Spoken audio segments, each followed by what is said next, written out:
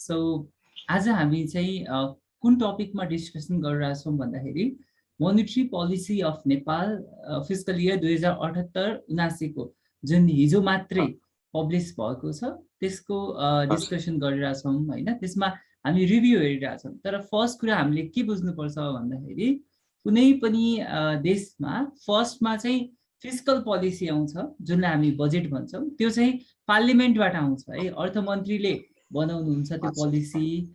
त्यसपछि चाहिँ वान्स त्यो फिस्कल पोलिसी आइसकेपछि हामीले त्यही फिस्कल पोलिसीमा बसेर त्यो देशको जुन बजेट छ त्यसलाई फुलफिल गर्नलाई या त्यो बजेटलाई सक्सेसफुल गर्नलाई चाहिँ हामीले अर्को पोलिसीको वेट गर्छौँ जुन एकदमै इम्पोर्टेन्ट पोलिसी हो। त्यो मोनिटरी पोलिसी र त्यो राष्ट्र ब्याङ्कले पब्लिस गर्छ। र फिस्कल पोलिसी हाम्रो अस्ति आइसकेको थियो बजेट, र त्यही फिस्कल पोलिसीलाई आधार मानेर हामीले चाहिँ मोनिटरी पोलिसी हेरिरहेको छौँ। र देशमा बजेट पछि सबभन्दा ठुलो वेटिङ बिजनेस सेक्टरहरूले हेर्ने भनेको मोनिटरी पोलिसीलाई वेट गरेर हुन्छ कि यो पोलिसीमा के कुराहरू आइरहेछ, के राम्रो कुराहरू आइरहेछ, के नराम्रो कुरा आइरहेछ हैन। सो बिजनेस स्टार्ट गर्नुभन्दा ठुलो बिजनेस स्टार्ट गर्नुभन्दा अगाडि पनि जुन पोलिसी एकदम निहारिन्छ त्यो हो हाम्रो मोनिटरी पोलिसी। ओके, सो अब हामी यहाँ हेरौँ tools for monetary policy. Monetary पोलिसीका टुलहरू के हुन्छन् भने चाहिँ हामीले पहिला बुझौँ।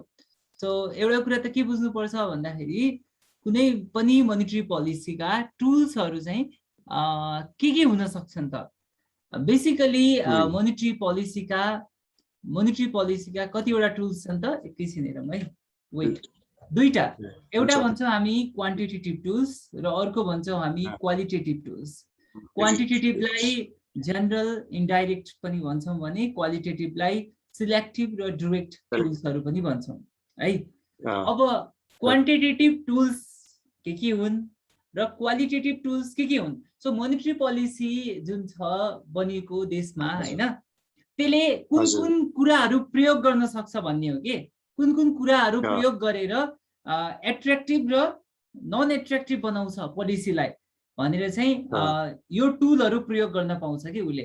उसको हतियार भनेका यिनीहरू हुन् कि मोनिटरी पोलिसीका हतियार भनेको के हो भनेपछि दिस टु थिङ्स, एउटा क्वान्टिटेटिभ हुन्छ एउटा क्वालिटेटिभ हुन्छ। यो दुईटा हतियार युज गरेर उसले मोनिटरी पोलिसीलाई बनाउने हो। ठिक छ, यो कम्पोनेन्टहरू आउने हो। अब क्वान्टिटेटिभ भनेको भेरी क्लियर छ, जुनलाई क्वान्टिटेटिभमा मेजर गर्न सकिन्छ, न्युमेरिकल हुन्छ। र क्वालिटेटिभ भनेको त्यो न्युमेरिकल हुँदैन, त्यो के हुन्छ त एउटा जस्ट के को आधारमा हुन्छ त, नन न्युमेरिकल हुन्छ, जसलाई हामी सब्जेक्टिभ पनि भन्न सक्छौँ। क्वान्टिटेटिभ भनेको अब्जेक्टिभ भयो भने क्वालिटेटिभ भनेको सब्जेक्टिभ कुराहरू हो। अब क्वान्टिटेटिभमा फर्स्ट कुरा पर्ने भनेको रेसियो हो। अब जस्तै सिआरआर कति % राख्ने, एसएलआर कति % राख्ने, यसले पनि के इम्प्याक्ट गर्छ त हाम्रो मोनिटरी पोलिसीलाई एकदम इम्प्याक्ट गर्छ। कसरी गर्छ त्यो अहिले म भन्छु एकछिनमा। अर्को भनेको open market operations and market stabilization scheme भन्ने छ। अर्को rates, repo rate, reverse repo हैन, स्ट्यान्डिङ लिक्विडिटी फेसिलिटी भनेर चाहिँ रेट्सले पनि रेट पनि एक टाइपको टुल हो मोनिटरी पोलिसीको। अनि अर्को लास्ट भनेको review on last year policy हो। अनि त्यसै गरी अब हेरौँ अर्कोतिर क्वालिटेटिभ टुल कुन युज गर्न पाउँछ उसले भनेपछि एउटा मार्जिन रिक्वायरमेन्टको कुरा छ। अब यो मार्जिन रिक्वायरमेन्ट भनेको के हो भन्दाखेरि होम लोन लिँदाखेरि कति % दिन पाउने, कार लोन लिँदाखेरि कति % दिन पाउने। सो यसरी पनि उसले सब्जेक्टिभ मार्जिन रिक्वायरमेन्ट राखेर कन्ट्रोल गर्न सक्छ। अनि त्यसै गरी कन्ज्युमर क्रेडिट कन्ट्रोल भनेको छ, जस्तै लास्ट टाइम इएमआई को कुरा गरेको थियो राष्ट्र ब्याङ्कले कि अब जति किस्ता हुन्छ त्यसको 2 गुणा चाहिँ उसको इन्कम हुनुपर्छ भन्ने चाहिँ त्यो कुरा राखेको थियो। त्यसै गरी क्रेडिट सिलिङको कुरा आउँछ।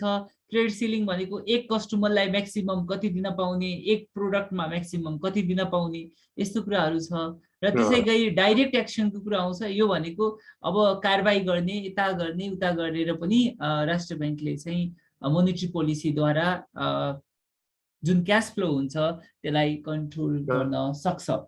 अब मोनिटरी पोलिसीको बेसिक कन्सेप्ट मेजर कुरा भनेको के हो भन्दाखेरि इकोनोमीमा मनी सप्लाई बढाउने कि इकोनोमीमा मनी सप्लाई घटाउने।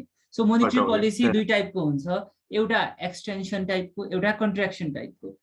मोनेटरी पोलिसी बनाउनुको मेजर कारण भने त्यही हो है। मोनेटरी पोलिसीको मेजर कारण भनेको मनी सप्लाई इकोनोमीमा बढाउने कि मनी सप्लाई इकोनोमीमा घटाउने। सो यो दुईटा कुरालाई आधार मानेर मोनेटरी पोलिसी बनाएको हुन्छ। सो क्वेसन यहाँ आउँछ कि what should be the action to control inflation. यदि इकोनोमीमा इन्फ्लेसन छ भने मनी सप्लाई बढाउने कि घटाउने, या त इकोनोमीमा डिफ्लेसन छ भने मनी सप्लाई बढाउने कि घटाउने भन्ने कुरा आउँछ। जुन बेला इकोनोमीमा इन्फ्लेसन हुन्छ, हाम्रो जस्तै महँगाई बढेको छ देशमा भने त्यो केसमा चाहिँ राष्ट्र बैंकले पैसा घटाउने ट्राई गर्छ, इकोनोमीमा पैसा घटाउने ट्राई गर्छ, पैसा तान्छ आफूले, किनकि धेरै पैसा मार्केटमा भयो भने इन्फ्लेसन हुन्छ। त्यही भएर उसले के गर्छ, इन्फ्लेसनलाई कन्ट्रोल गर्नको निमित्त मार्केटबाट पैसा तान्छ। सो मनी सप्लाई घटाउँछ त्यस्तो केसमा। र जुन केसमा चाहिँ डिफ्लेसन छ, इन्फ्लेसन धेरै हाई छैन भने त्यस्तो केसमा चाहिँ पैसा बजारमा अझ फालिदिन्छ है, ताकि पैसा धेरै दिन थाल्छ कि इकोनोमीमा। सो यो दुईटाको बेसमा भएर मोनेटरी पोलिसी बन्ने हो। ठीक छ? ओके, अब हामी यसो हेरौँ वर्ल्डको इकोनोमिक स्ट्याटस कस्तो देखियो त यो कोभिड कालमा। 2020 मा इकोनोमिक जुन ग्रोथ रेट थियो वर्ल्ड भरिको त्यो 3.2% ले बढेको देखिन्छ र 2021 सिद्धिने बेला चाहिँ 6% ले बढेको चाहिँ देखिने अनुमान गरिएको छ है। सो त्यही पनि 2020 मा सम्पूर्ण लकडाउन हुँदाहुँदै पनि इकोनोमी वर्ल्डमा 3.2% ले ग्रो भएकै छ र 2021 मा 6% ले बढ्ने अनुमान गरिएको छ। अब यो जुन माथि भनेको छु मैले यो एज अ होल वर्ल्ड भरिको कुरा हो। तल चाहिँ डेभलप कन्ट्रीको अवस्था कस्तो भयो भनेपछि डेभलप कन्ट्री चाहिँ 2020 मा 4.6% ले बढे र 2021 मा चाहिँ 5.6% ले बढ्ने अनुमान गरिएको छ। यो डेभलप कन्ट्रीजको केस भयो। डेभलपिङ कन्ट्रीज र इमर्जिङ कन्ट्रीको हालत कस्तो भयो भन्दाखेरि 2020 मा 2.1% ले बढे र 2021 मा चाहिँ 6.3% ले बढ्ने देखिन्छ भने चाहिँ यो भनेको छ यत्रो तपाईको कोभिड आउँदा आउँदै पनि वर्ल्डमा इकोनोमिक एज अ होल हेर्ने हो भने इकोनोमिक ग्रो नै भएको हो। अलिकति कुरा के मात्रै भयो भन्दाखेरि धेरै हाई पर्सेन्टेजले बढेन तर कन्ट्र्याक्सन चाहिँ भएको छैन, घटेको चाहिँ देखिँदैन। नेपालको सिचुएसन कस्तो रह्यो भनेपछि 76-77 मा हाम्रो इकोनोमी जुन ग्रोथ थियो त्यो घट्यो, कन्ट्र्याक्टेड भयो 2.09% ले र 77-78 मा हामीले के एक्सपेक्ट गरेका छौं कि इकोनोमिक जुन ग्रोथ छ त्यो 4.01% ले बढेको एक्सपेक्ट गरेको छौं हैन। अब त्यो भोलि पर्सि या एक महिना पछि पब्लिश होला रिपोर्ट हैन। सो 77-78 मा चाहिँ हामीले लगभग 4.01% ले बढेको अनुमान गर्छौं। अनि त्यसैगरी 77-78 मा GDP upon gross domestic saving भन्छ है।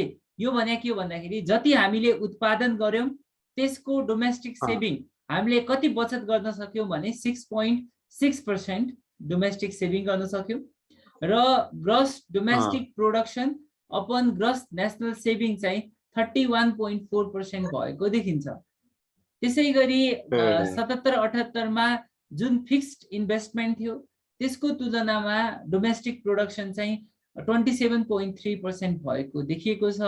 हाम्रो 77-78 मा महँगाई कति भयो भन्दाखेरि 3.60% ले महँगाई बढेको रहेछ है। महँगाई चाहिँ 3.60% ले यो वर्षभरि बढेको छ। असाढमा चाहिँ अलिकति महँगाई बढी देखिएको छ, 4.19% ले बढेको देखिन्छ। ठीक छ, तर वर्षभरिको महँगाई हेर्ने हो भने 3.60% रहेको छ हो। अब हेरौं गभर्नमेन्टले रेभिन्यू एक्सपेन्डिचर र लोन अब यस्तो हुन्छ कि बजेट जुन हुन्छ विशाल त्यो बजेटमा बेसिकली कस्तो हुन्छ भन्दाखेरि त्यो बजेटलाई मिट गर्नलाई अब बजेट मानव कतिको राखेको थियो त्यो बजेटलाई मिट गर्नको निमित्त सरकारले के उठाउँछ, ट्याक्स उठाउँछ। त्यो ट्याक्सबाट पैसा पुगेन भने के हुन्छ त उले लोन लिन्छ के बाहिरबाट या डोमेस्टिकबाट। ठीक छ, अब हाम्रो 77-78 मा हाम्रो देशको अवस्था के रह्यो त यस्तोमा हेर्ने हो भने गभर्नमेन्टले टोटल एक्सपेन्डिचर कति गरेको देखिएको छ भन्दाखेरि 1180 बिलियन 95 करोड भनेको 1180 अर्ब 95 करोड खर्च गरिदिएको छ है। जुन मध्ये 1180 अर्ब 95 करोडमा करेन्ट एक्सपेन्डिचर मात्रै 851 अर्ब 68 करोड भएको छ। यो 1180 मध्ये यो करेन्ट एक्सपेन्डिचर भनेको के हो थाहा छ? स्यालेरी भत्ताहरूमा मात्रै यति गएको हेर। विकास खर्च केले देखाउँछ भनेपछि क्यापिटल एक्सपेन्डिचरले देखाउने हो। 1180 अर्ब खर्च हुने बेला क्यापिटल एक्सपेन्डिचरमा 228 अर्ब मात्र खर्च भएको छ, तर तलब भत्ता यताउता गरेर चाहिँ 851 अर्ब खर्च भएको छ। This is a very serious issue, यो एकदमै ठुलो इस्यु हो। गणतन्त्र आएर नै यस्तो भएको जस्तो लाग्छ। तर यो कुरालाई ढाकछोप गरेको छ, कसैले बोल्दा नि बोलेन, सायद खै थाहा भएन के कारण हो। सो यति खर्च हुने बेला देशमा क्यापिटल एक्सपेन्डिचर धेरै हुनुपर्ने ठाउँमा करेन्ट एक्सपेन्डिचरले नै हाम्रो बजेट जति सबै स्वाहा गर्यो। सो फाइनेन्सियल एक्सपेन्डिचर भनेको के हो भनेपछि विशाल, हामीले जब बजेटलाई नपुगेर बाहिरबाट ऋण गाड्छौँ, ऋण गाड्ने बेला त्यसलाई ब्याज तिर्नुपर्छ या प्रिन्सिपल पेमेन्ट गर्नुपर्छ। यो 100 अर्ब त हामीले खालि ब्याजहरू मात्रै तिरेको छौँ है। बाहिरबाट अहिलेसम्म जति लोन लिएको छौँ नि, 1 खर्ब त हाम्रो पैसा ब्याजहरू म्यानेज गर्नमै गएको छ।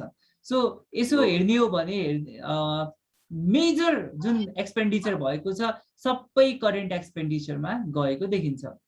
सो अब यो एक्सपेन्डिचर कसरी म्यानेज भयो त? यसो हेर्ने हो भने 1180 अर्ब त खर्च भयो, तर यो पैसा कसरी म्यानेज भयो भनेपछि जुन ट्याक्स कलेक्सन छ हाम्रो देशबाट 938 बिलियन चाहिँ ट्याक्स कलेक्सन भएको देखिन्छ। 1180 मा जति खर्च भएको छ यसलाई म्यानेज गर्नलाई 938 बिलियन त के गर्यो? ट्याक्स उठायो जनताबाट।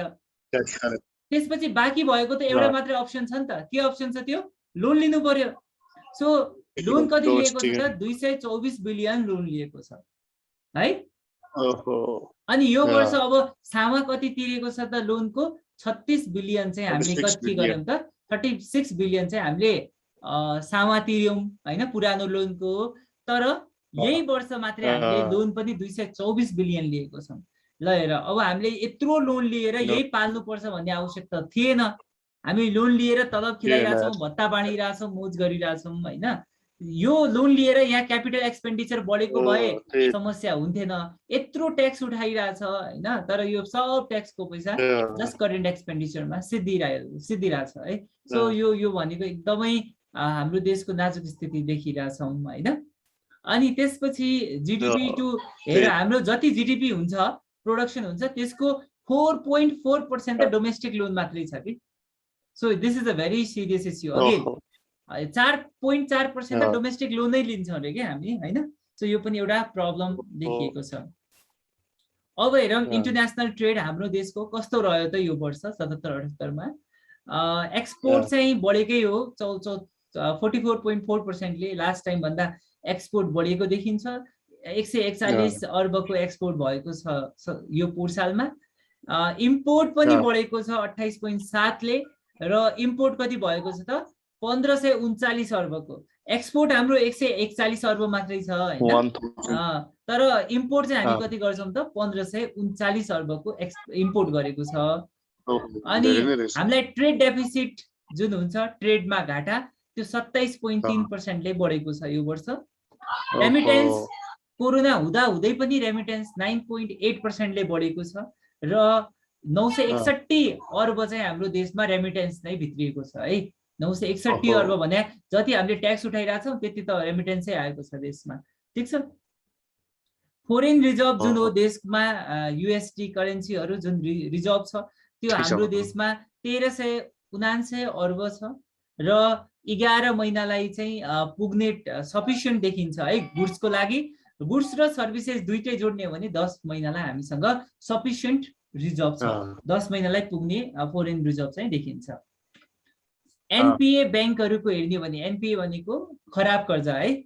ए क्लासको खराब कर्जा 1.5% देखिएको छ, बी क्लासको खराब कर्जा पनि 1.5% छ, सी क्लासको खराब कर्जा एकदमै बढेर 6.2% देखिएको छ। अब मर्जर र एक्विजिसनमा के भयो यो वर्ष भन्दाखेरि 229 वटा संस्थाहरू चाहिँ मर्जर र एक्वायर हुन गएका थिए, जुन मध्ये 151 हरू चाहिँ आफै लागि परे मर्ज हुनलाई, र 151 वटा मर्ज भएर अहिले 58 वटामा परिवर्तन भएका छन्। ठीक छ। अहिले बैंक एन्ड फाइनान्शियल इन्स्टिट्युसनको कम्प्लिट ब्रान्चेसहरू देशभरि भनेको 10,683 पुगिसके। एउटा ब्रान्चको भागमा 2844 जना कस्टमर पुगेको छ। हामीसँग हाम्रो देशमा आजको दिनमा 753 लोकल लेभल छन्, स्थानीय तह, जुन मध्ये ए क्लास बैंक नै 750 मा पुगिसकेका छन्। भनेपछि this is very good news. अब स्थानीय तहमा पनि हामी कमर्सियल बैंकलाई देख्न पाउँछौँ। न्याप्से एकदमै बढेर 2883.4 इन्डेक्समा पुगेको छ। अब बैंकिङ हेरौँ, 2077-78 को बैंकिङ कस्तो रह्यो। एक बैंकदेखि अर्को बैंक जुन पैसा ट्रान्जेक्सन हुन्छ त्यसमा चाहिँ हामीले के देख्यौँ भन्दाखेरि अब एक बैंकले अर्को बैंकसँग ऋण गाड्दाखेरि 4.14% ब्याज देख्यौँ हैन। एक बैंकदेखि अर्को बैंकको ब्याज चाहिँ 4.14%। राष्ट्र बैंकले मनी सप्लाई गरेको देख्यौँ। 438 अर्ब रुपियाँ चाहिँ राष्ट्र बैंकले मनी सप्लाई गर्दै रहेछ, बजारमा बढाइदिएको रहेछ। र यो 438 कसरी गर्यो भन्दाखेरि 67 बिलियन जुन छ, 67 बिलियन चाहिँ र्यापोबाट, भनेपछि कमर्सियल बैंकहरूले अब राष्ट्र बैंकसँग पैसा मागेको कति रहेछ त 67 बिलियन रहेछ। र 370 बिलियन यो पनि कमर्सियल बैंकले नै मागेको। सो कमर्सियल बैंकले राष्ट्र बैंकसँग यो वर्ष लगभग 438 अर्ब रुपियाँ एक्स्ट्रा मागेको रहेछ मनी सप्लाई बढाउनलाई। र त्यसैगरी राष्ट्र बैंकले के गरेको रहेछ, मनी सप्लाईलाई कन्ट्र्याक्ट पनि गरेको रहेछ। कति बिलियनले, 303 बिलियनले चाहिँ घटाएको पनि रहेछ। यसै यो मिडियमबाट गएको रहेछ। So money supply comparatively money supply 438 को भयो, अनि मनी कन्ट्र्याक्सन 303 को भयो। यसो हेर्दाखेरि 135 बिलियन चाहिँ अझ पनि इकोनोमीमा मनी सप्लाई बढेकै हो है। हाम्रो यसो हेर्दाखेरि लास्ट इयर कस्तो रह्यो भन्दाखेरि जुन बेस रेट हो त्यो 6.86% देखियो एज अ होल है, सबै बैंकको मिलाएर है। अनि एभरेज डिपोजिट रेट चाहिँ 4.65% देखिन्छ। इन्ट्रेस्ट अन लोन चाहिँ 8.43% एक्सपिरियन्स गरेको छ है, एभरेजमा हो यो। अनि अब सेक्टोरियल लोन भनेर राष्ट्र बैंकले छुट्याउँछ। एग्रिकल्चर एन्ड एनर्जीमा चाहिँ कस्तो भन्दाखेरि 77-78 मा 11% इन्भेस्ट गर्नु नै पर्ने थियो, 13% चाहिँ 78-79 मा, र 15% चाहिँ 80-81 मा कुनै पनि कमर्सियल बैंकले आफ्नो टोटल लोनको 80% चाहिँ इन्भेस्ट गर्नै पर्ने हो के। अब भयो के भन्दाखेरि यो वर्ष 11% टार्गेट थियो, तर कमर्सियल बैंकहरूले 13.2% इन्भेस्ट गरेको छ एग्रिकल्चर एन्ड एनर्जीमा। यो ठिक कुरा हो। अब 1 करोड भन्दा तलको लोन, एक एसएमई लोन जुन छ 1 करोड भन्दा तलको, त्यो चाहिँ टार्गेट 11% थियो यो वर्षलाई, तर 10.1% मात्र हामीले त्यसमा डिस्बर्स गर्न सक्यौँ। लगभग टार्गेट अचिभ हुने नै बाला थियो। अनि अर्को छ डिप्राइभ सेक्टर ल्यान्डिङ। यो भनेको विभिन्न वर्ग कर्जा भन्छौँ। टार्गेट हो 5%, अचिभमेन्ट 7% भएको देखिन्छ है यसमा पनि। अब विभिन्न जुन वर्ग कर्जा हुन्छ यसको ब्याज दर एकदम न्यून हुन्छ है। यसमा चाहिँ तपाईको सानसानो कर्जाहरू दिने गरिन्छ कि 15 लाख 20 लाख त्यस्तो। अब महिला उद्योग त्यस्ता टाइपको पनि हो। 2078-79 को अब यसो हेरौँ त के रहेछ यिनीहरूको टार्गेट। 6%। अब के छ भन्दाखेरि 2021 मा 6% इकोनोमिक ग्रोथ हुन्छ र 2022 सम्म 4.9% हुन्छ भनेर वर्ल्डको कुरा हो है यो। अनि इन्फ्लेसन चाहिँ 4.7% एक्सपेक्ट गरेको छ है। यो चाहिँ वर्ल्डको कुरा हो। अब हामी हेरौँ नेपालको इकोनोमिक एन्ड मोनिटरी पोलिसी 2078-79 मा के छ। अहिलेसम्म हामीले पुरानोलाई प्रिभ्यू गरेको थियौँ है, पुरानोलाई हेरेको थियौँ। अब यो चाहिँ अब 2078-79 को कुरा हो है। अब अहिलेको कुरा के छ त। अब हामीले के गरिरहेछौँ भन्दाखेरि जुन महँगाई छ, महँगाईलाई चाहिँ 6.5% मा कन्ट्रोल गर्ने सोचिरहेछौँ। महँगाईलाई भनेको बढ्यो भने लगभग 100 रुपियाँको सामान 106 रुपियाँ 50 पैसासम्म मात्र पुर्याउने सोच्दैछौँ यो वर्षभरि। जुन फोरेन रिजर्भ छ अहिले हामीसँग लगभग 10 महिना बराबरको फोरेन रिजर्भ छ भने त्यो फोरेन रिजर्भलाई लगभग 7 महिनासम्म कम्तीमा पनि मेन्टेन गर्ने सोचिरहेछौँ। जुन क्याश रिजर्भ रेसियो छ सीआरआर त्यो 3% नै राख्ने सोचिरहेछौँ।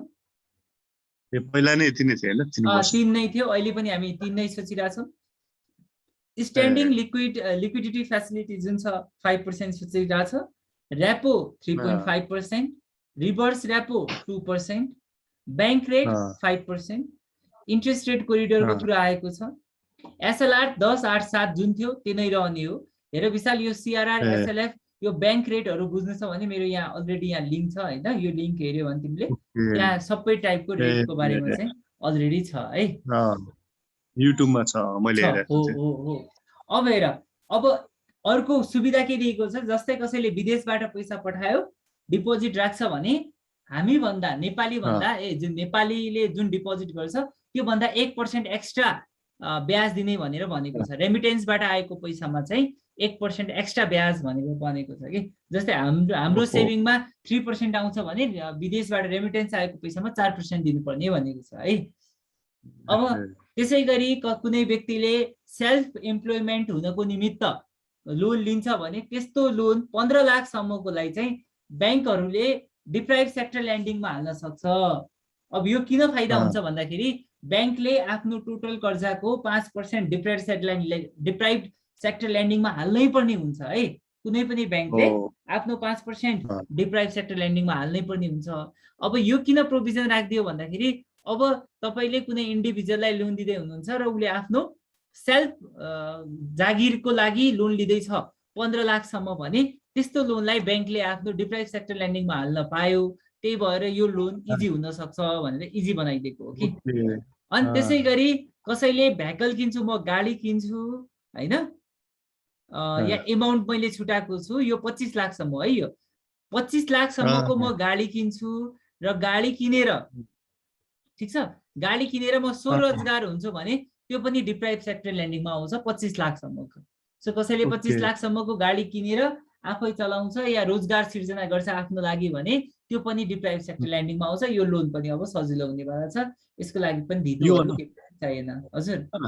यो भन्दा माथिको 15 लाखको एकचोटी मलाई फेरि यो 15 लाख कस्तो भन्दाखेरि यसको लागि चाहिँ तिमीले के भन्नु पर्यो, कुनै म यस्तो काम गरिरहेको छु उस्तो गरिरहेको छु यसले मलाई रोजगार सिर्जना गर्ने हो भनेर तिमीले कुनै प्रोजेक्ट या कुनै कम्पनी दर्ता या केही पनि गरिरहेछौ भने त्यस्तो केसमा दिइने हो माथिको। तल चाहिँ कस्तो भन्दाखेरि तिमी गाडी नै भनेको छ, स्पेशली भेहिकल पर्चेज नै 25 लाखसम्मको लागि है यो। अनि त्यसै गरी महिला उद्यमीको लागि 20 लाखसम्म दिने गरेछ। जस्तै तिमीले मम्मीको नाममा त्यही पसल खोल्यो भने 20 लाखसम्मको चाहिँ तिमीले डिप्राइभ सेक्टर ल्यान्डिङमा पाउन सक्छौ। विथ कोल्याटरल दिनु पर्दैन? यो चाहिँ विथ कोल्याटरल हो, तर ब्याज एकदमै सस्तो हुन्छ, 4 देखि 5% मात्रै पर्ने हो है। अनि त्यसै गरी पहिला के हुन्थ्यो कि यदि कुनै कम्पनी 2 वर्षसम्म घाटा छ भने त्यसलाई हामीले वाच लिस्ट क्याटेगोरीमा हाल्थ्यौँ र प्रोभिजन 5% हुन्थ्यो। अब चाहिँ के गरेको छ भन्दाखेरि 2 वर्ष होइन कि लगातार 3 वर्ष भयो भने मात्र त्यो वाच लिस्ट क्याटेगोरीमा आउँछ भनेर छ।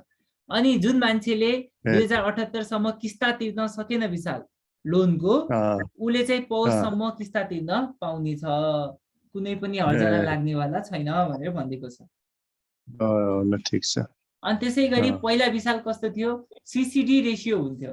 जस्तै यो सीसीडी रेशियो भने के हो भन्दाखेरि यो सी भनेको क्रेडिट हो है, यो सी भनेको क्यापिटल, यो भनेको डिपोजिट। सो यसलाई हामी पढ्दाखेरि credit to capital and core capital, sorry credit to core capital and deposit ratio भन्थ्यौँ, सीसीडी रेशियो भन्थ्यौँ। यसको मिनिङ के हो भन्दाखेरि कुनै ब्याङ्कको क्यापिटल कोर क्यापिटल 10 रुपियाँ छ हैन विशाल, र त्यो कुनै डिपोजिट 10 रुपियाँ छ अरे मानव, कोर क्यापिटल 10 रुपियाँ छ, डिपोजिट पनि 10 छ भने 10 कति भयो, 20 भयो, 10 कति भयो, 20 भयो। त 80% सम्म लोन दिन पाउँथ्यो। क्रेडिट कति सम्म पाउँथ्यो, 80 रुपियाँ, 80% सम्म, सरी 80% सम्म। भनेपछि कोर क्यापिटल 10 रुपियाँ छ, डिपोजिट 10 छ भनेपछि 10 20 भयो नि, 20 को 80% क्रेडिट दिन पाउँथ्यो भनेपछि 20 को 80% भनेको कति भयो, 16 रुपियाँ। सो 16 रुपियाँसम्म क्रेडिट दिन पाउँथ्यो, तर 80% सम्म क्रेडिट पाउँथ्यो। सो अहिलेसम्म चाहिँ सीसीडी रेशियो लागू थियो। अहिले यो वर्ष CCD ratio has been cancelled. अब के मात्रै हुने भयो भन्दाखेरि सीडी रेशियो। सीडी रेशियो भनेको credit to deposit ratio. So यो कोर क्यापिटल जोड्न पाउने छैन भनेको छ। कुन क्यापिटल? Core capital. अब डिपोजिट मात्रैमा 90% दिन पाउने भनेपछि डिपोजिट 10 रुपियाँ मात्रै छ भने त्यसको 90% भनेको कति मात्र क्रेडिट दिन पायो विशाल? 9 रुपियाँ। 9 रुपियाँ। पहिला यसमा चाहिँ 80% हो हैन, तर यसमा रेशियो त बढाइदियो 90%। तर यहाँबाट कोर क्यापिटललाई हटाइदिएको छ। सो यसले गर्दाखेरि चाहिँ मार्केटमा पैसाको कमी हुन चाहिँ सक्छ है। अनि यो के अरे ब्याङ्कहरूलाई चाहिँ घाटा भयो जस्तो लाग्यो। भइहाल्यो नि, लोन दिन कम यो हो भने त लोन एकदमै कम हुन्छ त्यसो हो भने त। त्यही त हो। अब पहिला अब यो कन्सोर्टियम फाइनेन्स यो बुझ्यो नि कन्सेप्ट माथिको कन्सेप्ट बुझ्यो मैले। बुझ्यो है। अब यहाँ चाहिँ कन्सोर्टियम फाइनान्सिङ भनेको छ, पहिला के थियो भन्दाखेरि 1 अर्ब भन्दा माथिको लोन हो भने दुईटा ब्याङ्क बीच सिन्डिकेटेड फेसिलिटी एग्रिमेन्ट हुन्थ्यो, दुईटा ब्याङ्क बीच। जस्तै नेपाल बांग्लादेश ब्याङ्कले पनि लोन दिएको छ र हाम्रो ब्याङ्कले पनि लोन दिएको छ र उसको कर्जा 1 अर्ब भन्दा माथि पुगिरहेछ जोडेर भने विशाल कुनै क्लाइन्टको है भने त्यस्तो केसमा नेपाल बांग्लादेश ब्याङ्क, हाम्रो ब्याङ्क र क्लाइन्ट तीनटै मिलेर एउटा एग्रिमेन्ट गर्नु पर्थ्यो, जुन एग्रिमेन्टलाई सिन्डिकेटेड फेसिलिटी एग्रिमेन्ट भन्थ्यो। तर अहिले चाहिँ अब 1 अर्ब होइन कि 2 अर्ब क्रस भयो भने मात्रै कन्सोर्टियम फाइनान्सिङ गर्ने भनेर चाहिँ भनेको छ। पहिला 1 अर्बमा थियो है यो कुरा। ब्याङ्कलाई अलि सजिलो भएको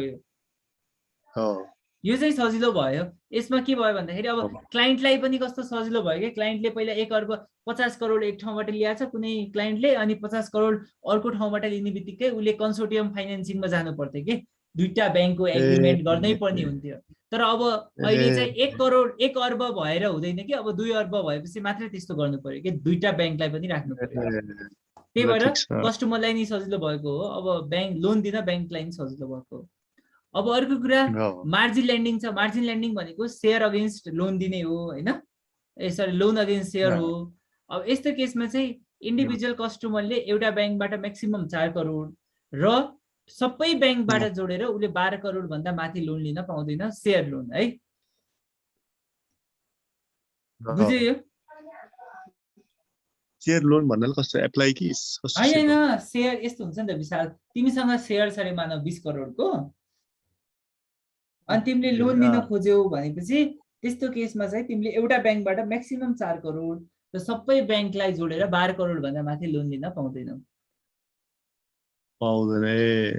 अनि अब एसएमई लोनहरु जुन छन् 1 करोड भन्दा बिलो, त्यसमा चाहिँ maximum interest rate base rate +2% सम्म मात्र प्रिमियम लाउनु पाउने भन्ने चाहिँ नियम ल्याइरहेछ। यो भन्दा माथि इन्ट्रेस्ट चार्ज नगर्न पाउने भन्ने नियम आउने म्याक्सिमम 2 भनौँ हैन, म्याक्सिमम 2 हैन, बेस रेट +2 के विशाल 2 त्यही बेस रेट +2 हो।